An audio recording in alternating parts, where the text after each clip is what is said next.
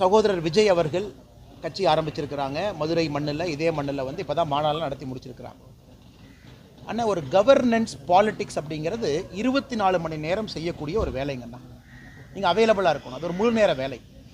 ஒரு முதலமைச்சராக, அமைச்சராக, சட்டமன்ற உறுப்பினராக, பாராளுமன்ற உறுப்பினராக, இல்லை கட்சியினுடைய தலைவராக 24 மணி நேரமும் களத்தில் இருக்கணும்.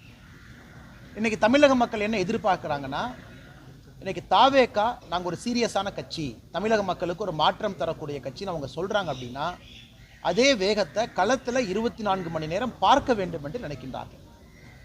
சனிக்கிழமை மட்டும் நான் பிரச்சாரத்துக்கு வருவேன், சனிக்கிழமை மட்டும் மக்களை பார்ப்பேன், ஞாயிற்றுக்கிழமை மட்டும் மக்களை பார்ப்பேன், மற்ற திங்கள், செவ்வாய், புதன், வியாழன், வெள்ளி நான் பார்க்க மாட்டேன் அப்படிங்கிறது ஒரு புதிதாக வந்திருக்கக்கூடிய அரசியல் கட்சிக்கு ஒரு பொறுப்புமிக்க தலைவர் அந்த மாதிரி செஞ்சே கிட்டத்தட்ட டிசம்பர் வரைக்கும் நம்ம கொண்டு போயிட்டோம் அப்படின்னா மக்கள் வந்து டெஸ்ட் பண்ணுவாங்கண்ணா. இது எல்லாமே அதுக்கான காலம்.